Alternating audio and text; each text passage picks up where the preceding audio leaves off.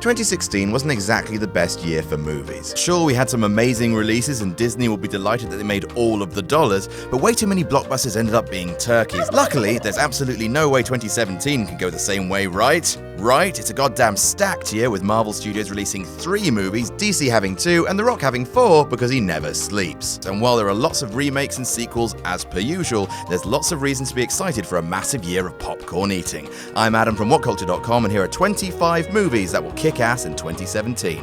Number 25, Pirates of the Caribbean: Dead Men Tell No Tales. After pulling in billions of dollars already, Johnny Depp's infamous self-parodying Captain Jack Sparrow returns with a 5th Pirates of the Caribbean outing. This time, the rockstar pirate lord is back searching for another MacGuffin, the Trident of Poseidon, because sure, why the f*** not, to extend his legend while yet another ghost pirate villain tries to kill him. Orlando Bloom is back. Hooray? No, hooray, yeah, sure, why not? Depp's swaggering performance will hopefully make everyone forget about the Lone Ranger, and it will no doubt make a lot of money again. Number 24, John Wick Chapter 2. Just when he thought he was out, they pull him back in, and after breaking out of retirement to avenge his murdered puppy, the film is so much better than it sounds.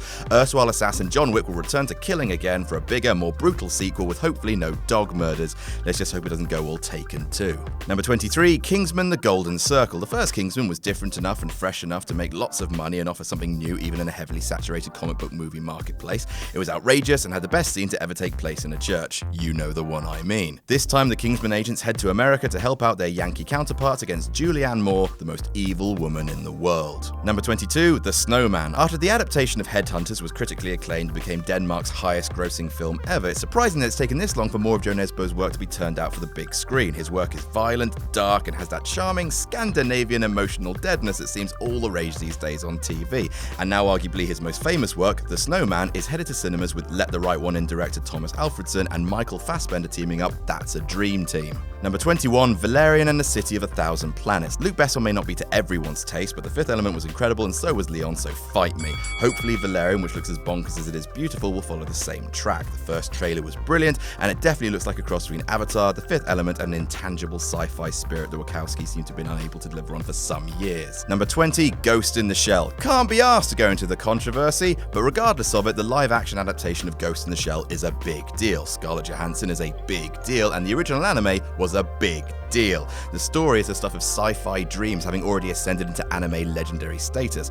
Whether a live-action adaptation can do justice to the artistic vision of the anime, that remains to be seen, but we can at the very least expect a stunning visual spectacle. Number 19, Baywatch. To be honest, the idea of a big-screen Baywatch remake was a bit of a strange one, but hey, 22 Jump Street worked, and wouldn't you know it, the first trailer announced Baywatch as more tongue-in-cheek and self-aware than anyone ever expected. They are making lifeguarding relevant again, apparently. The Rock is always a magnificent cocktail of tight meat and the best smile in the universe, Alexandra Daddario is great, and Zac Efron might legitimately be one of the most underrated comedy actors working at the minute.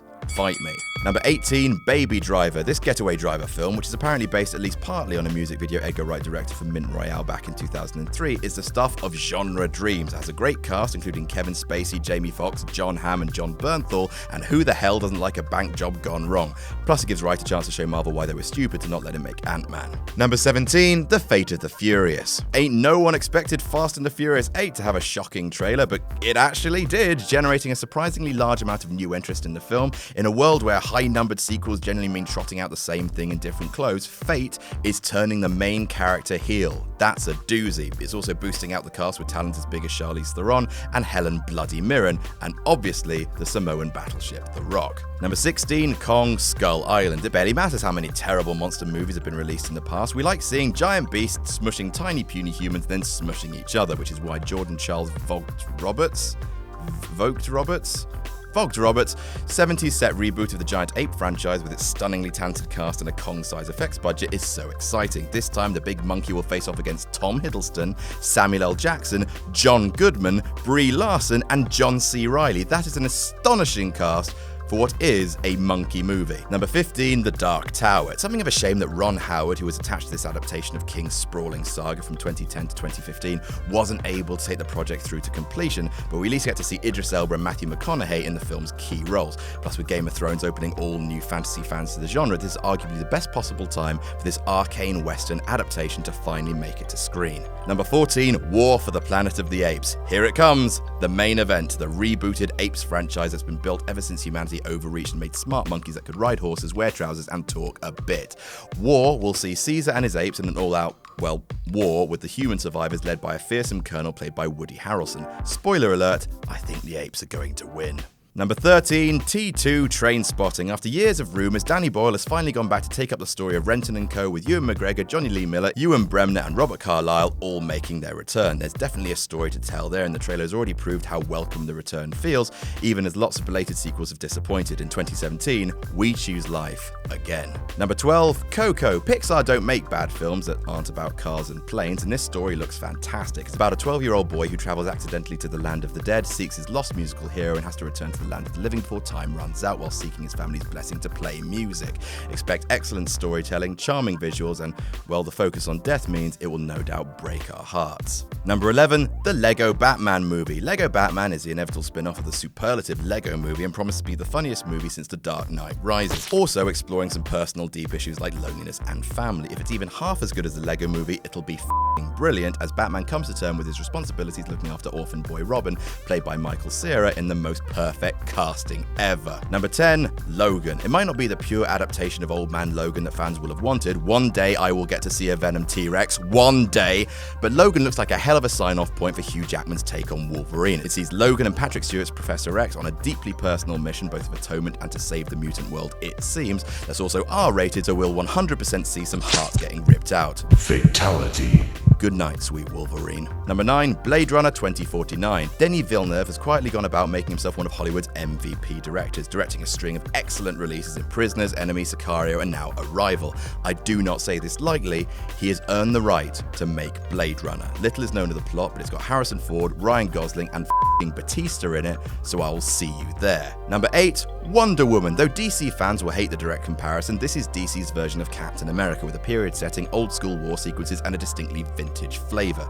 The trailer suggests Patty Jenkins has made a gorgeous film that is far more bright and colourful than the other DC EU films, and it's very, very exciting to see a character like Wonder Woman finally make it on the big screen in a solo endeavour. Come on DC, after Man of Steel and Dawn of Justice, third time has to be the charm. Number 7, Alien Covenant. Finally we might get some answers to the many, many questions left by Prometheus. Questions like, when do we get a good Alien movie? Ridley Scott's magnificent The Martian suggests there's still a lot of life in the old dog yet, and the promise of a more all-out horror approach to the Covenant is a very welcome sight. Also, that trailer is the tits. Number 6, Justice League. The first full ensemble for DC's universe is coming, boys and girls, and you know what? It could be good. It might not be, it's got Zack Snyder involved, but it could be good. He's directed at least one good film. It could happen. Ezra Miller's Flash had added some Spider-Man style snark, and against all expectations, Aquaman actually looks like the biggest badass in the entire franchise already. Number 5, Thor Ragnarok. Marvel are as brave as they are stubborn, and despite the Dark World not being the absolute best, we got a third Thor to look forward to, and that's quite hard to say, with a hell of a story, massive stakes, and a simply stunning cast. As if adding the Hulk and Doctor Strange weren't enough, Ragnarok also has Jeff Goldblum, Tessa Thompson, Kate Blanchett, and Carl Urban all incoming as new characters. Number 4, Spider-Man Homecoming. As if you needed reminding, the friendly neighborhood Spider-Man is returning to the big screen. After debuting in Civil War and almost single-handedly making off with the movie, Tom Holland's Peter Parker will return for his first solo foray into the MCU, and Marvel are going big on him. This high school set, John Hughes channeling delight, has Michael Keaton as the villain, Tony Stark as a supporting character, and a world of expectations on its shoulders. Number 3, Guardians of the Galaxy Volume 2. 4 Marvel property movies in a single year. Could be great, could burst the bubble, who knows? Having knocked the first movie out the park, James Gunn returns with the same team of heroes, albeit with Groot reimagined as this year's most toyetic character, Baby Groot, some new team members, and entirely new villains. Expect great music, great humour, and a planet played by Kurt Russell. Number 2, Dunkirk. For some people, the biggest draw of Dunkirk is that it's One Direction's mop-haired premature Mick Jagger reincarnation Harry Styles' acting debut, and you know what? Sod it. If it gets more kids watching films about history, good. But also, more importantly, it's Christopher Nolan's next movie. It's going to be massive, authentic, and emotionally devastating, and just looking at the trailer, it's hard not to think that Nolan wasn't made for war films. Add to that a great cast of Cillian Murphy, Mark Rylance, Tom Hardy, and Kenneth Branagh, and you've got a lot of reasons to be excited. And number 1, Star Wars Episode 8. How could it be anything else? Having seen its predecessor make an almost vulgar amount of money, the second in the modern trilogy is an assured financial hit. It's also an opportunity to start peeling back more layers of the new cast members, see what Luke's been up to on that rock, probably a lot of baking, and start telling some new stories. To be honest, Disney could troll the entire world by making a shot-for-shot remake of the Christmas special, and we'd still all go see it. And that's our list. Did we miss any out? I mean, did we? It's 25. This was long. Let us know in the comments, and don't forget to like, share, and subscribe. You can follow me on Twitter here. I'm Adam from Whatculture.com, and I'll see you soon.